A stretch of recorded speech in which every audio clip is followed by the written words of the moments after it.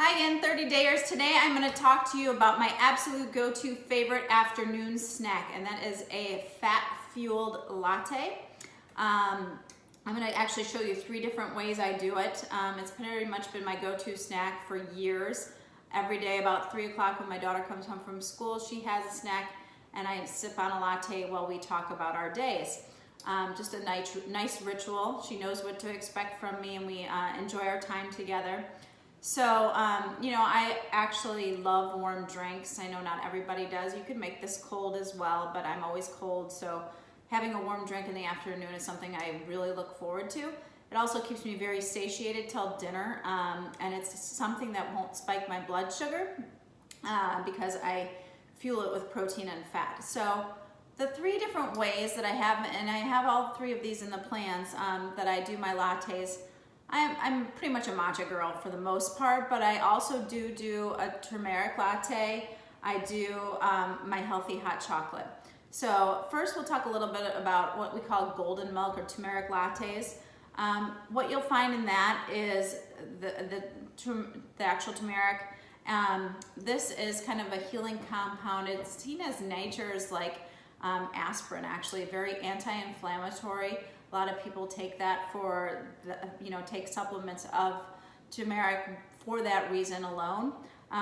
What you combine it with is some raw ginger, a knob, and a knob is about the size of your front of your thumb of raw ginger. I actually use fresh ginger. I think it tastes a lot better. And slice it up, and then this one you actually have to put through the blender so you're not chewing on the raw ginger. And also a little touch of cayenne, just a sprinkle, that helps the turmeric actually be absorbed. I like this latte with full fat coconut milk. I feel it tastes the best. To sweeten this one, I usually do add a touch of raw honey, maybe a half a teaspoon of raw honey. I don't really like it with stevia or anything else. So that is the turmeric latte, golden milk, that you'll find the recipe for in your recipe book.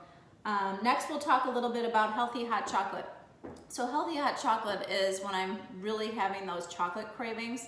I find that it satisfies, again, without adding that sugar. So all that's involved is really raw cacao. You could do it without the Dandy Blend. I like to add a little bit of Dandy Blend to add a little bit of a coffee flavor. Dandy Blend is non-caffeinated coffee alternative made from dandelion root. I know it doesn't sound great, but it actually really does taste like coffee, and is a very good go-to when you're trying to cut caffeine.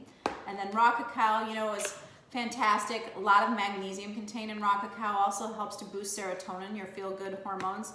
So definitely a good go-to. And this one I usually like to do with almond milk or cashew milk. I'll sweeten it with a touch of maple syrup, but this one also, if I don't want to spike my blood sugar at all, I'll do a couple of drops of organic stevia. And so that's an easy go-to.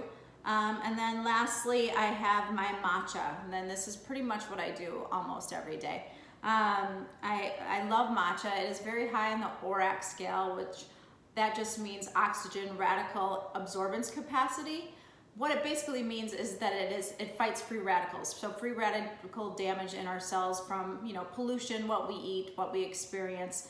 We are constantly experiencing oxidation in our cells, and antioxidants are what fights that. So matcha is a very high antioxidant food. So I like to have a little bit of matcha almost daily. It does have a little bit of caffeine, but I find it's more of a steady caffeine that fuels you and doesn't give you that high of coffee and then the low. Very steady energy. I like my matcha with, I mix in some cinnamon always. Ceylon cinnamon is great for blood sugar stabilization. With this, I add about 2 drops of liquid organic stevia, and I almost always make it with either organic almond, my homemade organic almond milk, or some cashew milk. The consistency between all 3 of these is that I'm typically, because I view it as a snack, I'm adding in some protein. So I typically use my collagen protein. This is where I use my collagen protein. There are marine sources of collagen protein as well for those vegetarians out there that don't want to do an animal collagen. Again, great for collagen, great for so many things that we discussed in the bone broth video. but great for, digestion, great for skin, joints, nails, etc. also very anti-aging. I almost always add in some MCT oil too. You know, start small with this, but I do about a tablespoon. Great for fat energy, burning energy. I truly find that after I do this combination, my brain comes to life again and I can work, or I can really put thought into things. You know, you usually have that 3 o'clock slump, and this really helps get over it. So it also keeps you very full for a lot longer. So I like to add some MCT. Finally, I like to kind of jazz it up a little bit with some medicinal mushrooms. My go-tos usually, depending on where I'm at physically, but you know, I typically go for the lion's mane. With my autoimmune disease, I have a lot of nerve issues, and lion's mane is great for the nerve factors. It's also great nootropic, that's great for brain health. So lion's mane I like to add in. Or if I'm really slumping energy-wise or going to do a hard workout, I go to cordyceps. Cordyceps is great for energy. Then there's chaga. If I'm feeling sick, I will use chaga. It's great for your immune system. If I'm feeling stressed or particularly anxious, I will go with reishi. I don't have either of those today, so maybe that's a good thing. I haven't been stressed lately. But anyway, these are my two go-tos as of late, and I like to add those in. So what I typically do in making my latte, super simple. I just take my milk, fill my cup, you know, most of the way, dump it into my saucepan. Then for matcha, this is the brand I've been using lately. And you know, you can start small. It has an earthy flavor, so some people might want to get used to it. I do a little, probably a little less than a teaspoon of matcha powder, dump it in, add a little bit of shakes of cinnamon again, and then maybe 2 drops of stevia. Then I will heat this up on the stovetop. You never want it to get to a boil, but I'll heat it up till, you know, you can see it's getting a little warm and maybe starting to bubble a little bit. And at the last minute, I will add the protein, the fat, and the medicinal mushrooms. Of course, none of this is required, the additional add-ons. I just wanted to show you kind of how I make mine into an elixir. So those are the things I add in at the end. I want, you know, some of them, you know, they should be fine surviving the heat, but I always like to keep them as fresh as possible when it comes to proteins and fats and the mushrooms.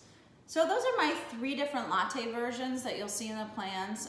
You know, maybe not everybody is a huge latte fan like I am, but when you make them like this, it is a fantastic snack because, again, it's filled with protein and fat, has some medicinal properties in each of these ingredients that I kind of went through quickly. And I see them as, you know, kind of a go-to and something that you're not going to feel bad about later on, and should keep you pretty full until you have dinner. So hope you enjoyed this tutorial. Let me know if you have any questions.